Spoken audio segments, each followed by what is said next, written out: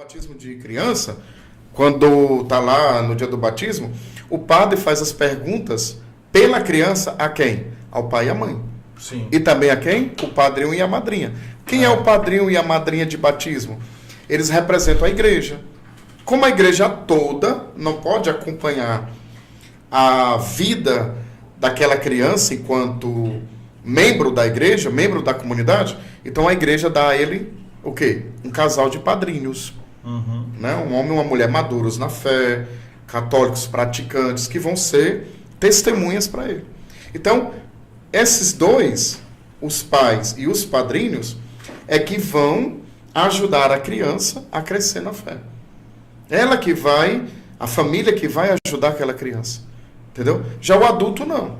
O adulto é quem diz, eu quero ser batizado. Aí ele chama alguém, um católico praticante, ou um homem ou uma mulher, para ser também o seu padrinho. Alguém que vai acompanhá-lo naquele caminho. Você está entendendo? Vou cobrar isso dos meus padrinhos agora. Cobre. Meus padrinhos moram em São Paulo. Então. Aqui tem alguns dos rapazes que vieram comigo, que são meus afilhados de Crisma. Agradecer aqui a presença do Renan, do Marquinhos e do Frederico. Isso. Eles sabem o quanto eu cobro como padrinho, não é? Você não foi na missa, rapaz. O que você está fazendo que não está da igreja? Porque o padrinho não é um enfeite. É uma pessoa tão importante que eu chamei para ser padrinho. Tá, ele é só importante. Só para sair na foto. Só para sair na foto, Ou então porque é uma pessoa famosa, é status, é rico. Entendeu? Tem tudo isso. Tem muito isso. Não tem não. Entendeu? No interior, então, aí. Então, o padrinho que é alguém que vai te ajudar a crescer na fé. Você sabia que nos Atos dos Apóstolos mostra muito claro isso? E nas cartas de São Paulo, quando São Paulo diz assim, traz contigo Marcos, porque ele vai ser de muita ajuda para mim. Quem era Marcos? É depois o evangelista. Mas Marcos era discípulo de Paulo. Quem foi Lucas? Lucas era médico, discípulo de Paulo. Depois, o que se torna Lucas? O autor do Evangelho segundo Lucas e dos Atos dos Apóstolos. Mas eles foram acompanhados por quem? Por Paulo. Paulo era o padrinho. Paulo era o padrinho. Era aquele maduro na fé que acompanhou Marcos, que acompanhou Lucas. Entendeu? Entendi. Sempre é colocado... Olha que interessante. Sempre é colocado um adulto na fé, digamos, um apóstolo, um discípulo, e junto com ele é sempre colocado um discípulo. O discípulo aprende com o mestre.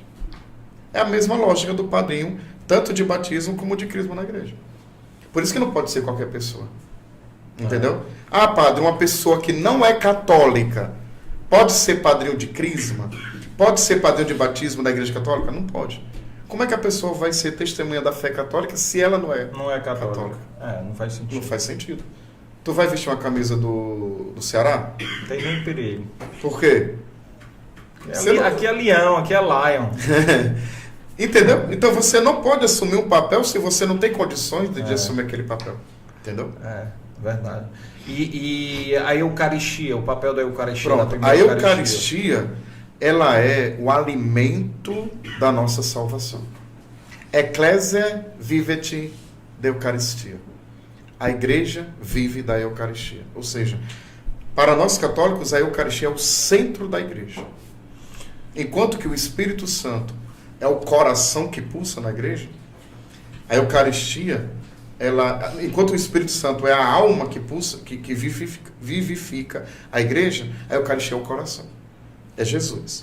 Isto é meu corpo, isto é meu sangue. Por isso que tudo na igreja católica está voltado para a Eucaristia.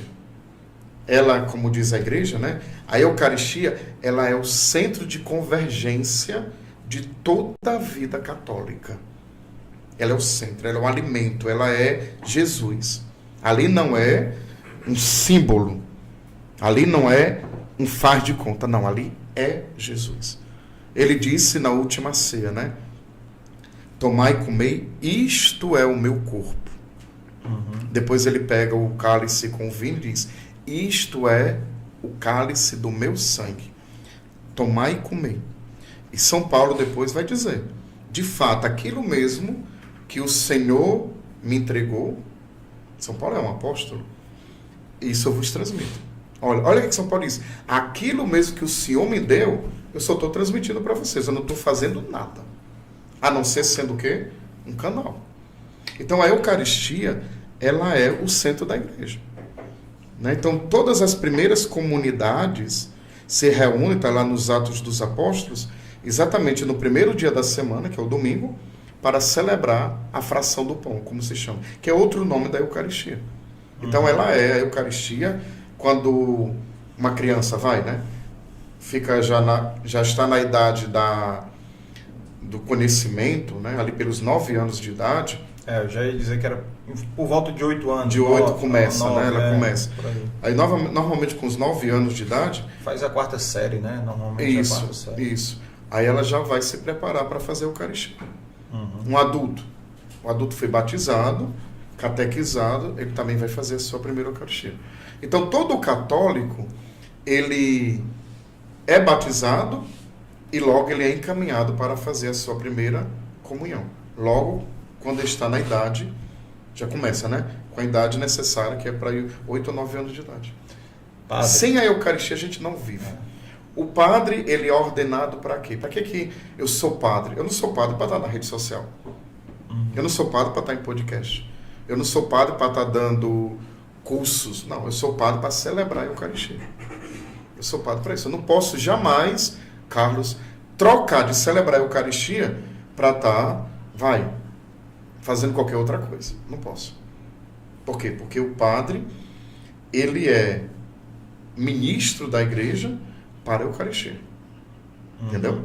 Quem torna a vida do padre significativa, a missão do padre, é a Eucaristia. Aí por isso que quando um padre perdeu a fé na Eucaristia, ele se acaba. Tá entendendo? Porque ela é o coração. Ela pulsa. É Jesus.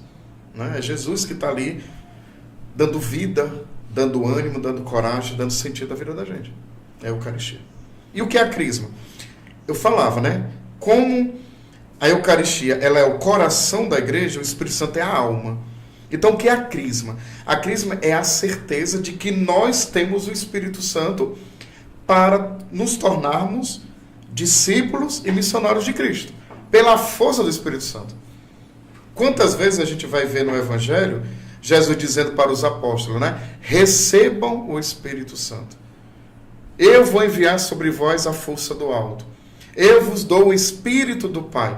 Quer dizer, o que significa isso? Sem o Espírito Santo, que é essa força de Deus, que é Deus, que habita em nós, e nós recebemos no batismo e confirmamos na Crisma, por isso o outro nome para a Crisma é confirmação, é para nos impulsionar. Então, todo católico crismado, se ele tem consciência da sua crisma, do que é, ele se torna um missionário. Ele se torna um discípulo de Cristo. Entendeu? Olha como é interessante. E os 3 sacramentos, o batismo, a Eucaristia e a Crisma, eles estão tão intimamente ligados que não dá para você só ser batizado. Você é batizado, filho de Deus, recebeu para a sua salvação, recebeu ali a graça de Deus, recebeu o Espírito Santo. Perfeito. E agora? O que é que eu faço? Agora você vai ser alimentado. Alimentado por o quê? Se eu já sou batizado? Pelo próprio Cristo. Jesus diz, sem mim nada podeis fazer. Né? Ficai unidos a mim. E a maneira como ele quis, não é a Igreja Católica, não é o Papa, não são os padres, foi através da Eucaristia, da última ceia. Quem come a minha... Está lá no Evangelho de São João, né? Quem come a minha carne e bebe meu sangue, permanece em mim e eu nele. Então, por que então a pessoa que é batizada tem que fazer a Eucaristia? Receber Jesus para isso.